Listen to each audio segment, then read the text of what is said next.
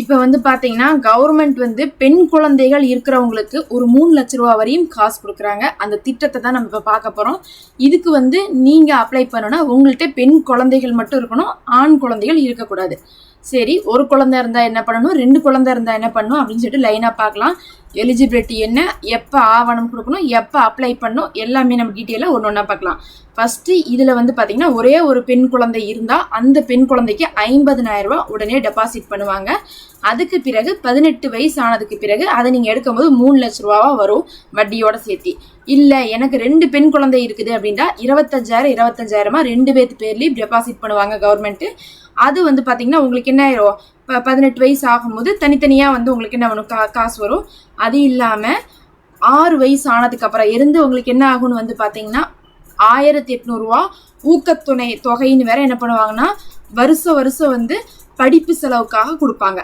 அப்போ என்ன அர்த்தம்னா இதை நீங்கள் அப்ளை பண்ணால் உங்களுக்கு 18 வயசு கழிச்சு தான் காசு வரும். நீங்கள் 1 ரூபா கூட செலவு பண்ண தேவையில்ல. அப்ளை பண்ண உடனே அவங்க வந்து காசு போடுவாங்க. ஒரு பெண் குழந்தை இருந்தால் 50,000 ரூபா, 2 பெண் குழந்தை இருந்தால் 25,000 ரூபா போட போகிறாங்க அப்படின்னு தெரிஞ்சுக்கோங்க.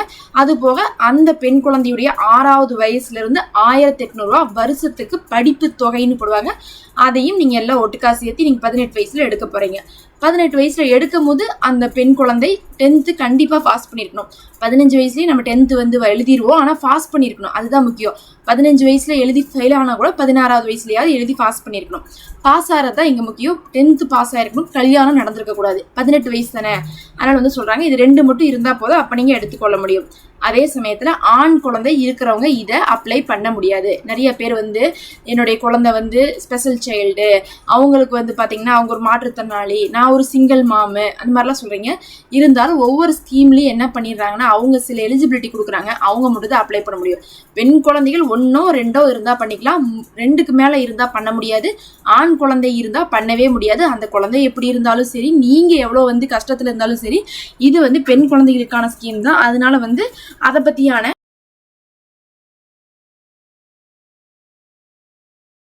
எந்த எதிர்பார்ப்பும் நீங்கள் வைக்க முடியாது அப்படிங்கிறத நான் சொல்லிக்கிறேன்.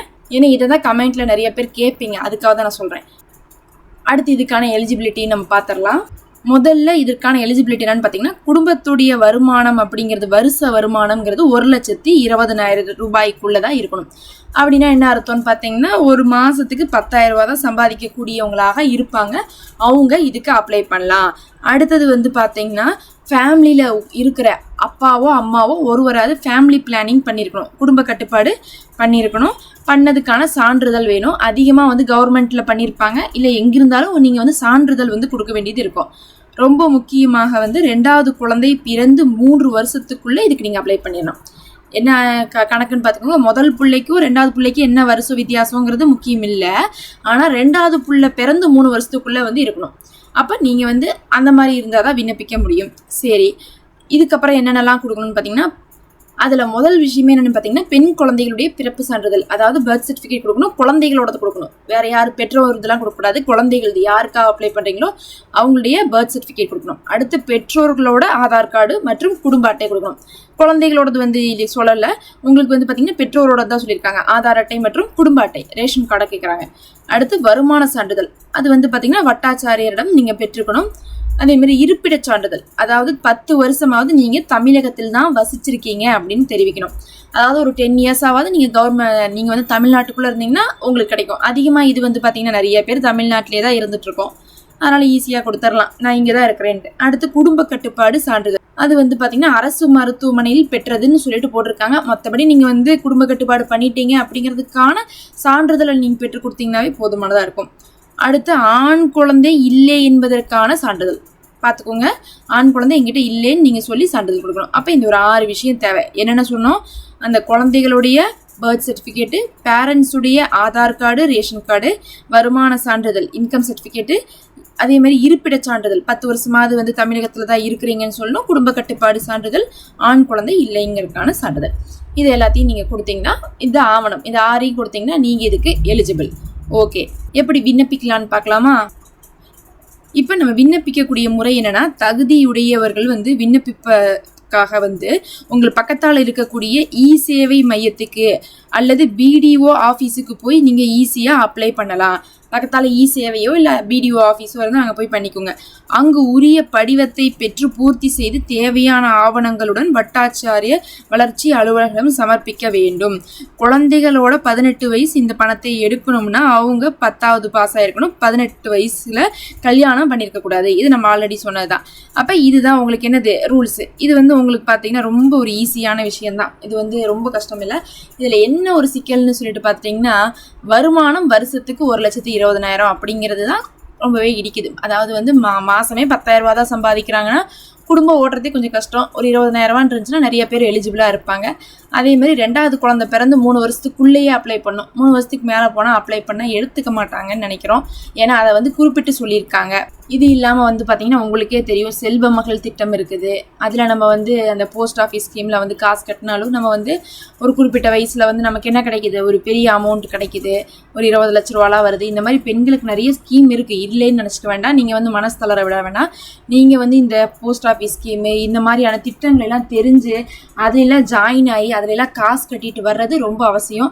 நம்ம எதையுமே ஏற்பாடு செய்யாமல் இருந்துட்டு கடைசியாக பார்த்தீங்கன்னா அப்புறம் பார்த்தா ஒன்றுனாலும் சமாளிக்க முடியல. பெண்களுக்குன்னா படிப்பு செலவும் நம்ம பண்ண வேண்டியது இருக்குது, திருமண செலவும் நம்ம பண்ண வேண்டியது இருக்குது. திருமணம்னா என்னது, 2 விஷயம் இருக்குது. 1 நகை, 2வது பொருள், 3வது ஃபங்க்ஷன் செலவு. 3மே பெற்றோர் தான் பார்த்துக்க வேண்டியது இருக்குது.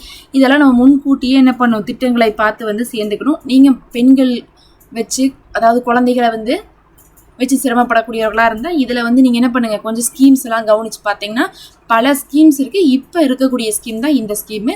இது பார்த்தீங்கன்னா கடந்த ஆட்சியில் கூட கொடுத்ததாகத்தான் தகவல் தெரியுது. இந்த தடவையும் கொடுக்க போகிறாங்க. அதனால் பார்த்தீங்கன்னா முதல்வரின் பெண் குழந்தை பாதுகாப்பு திட்டம் 2026 அப்படிங்கிறதுக்குடைய அடிப்படையில் நீங்கள் இதை என்ன பண்ணிக்கலாம், முழுசாக அப்ளை பண்ணிக்க முடியும்.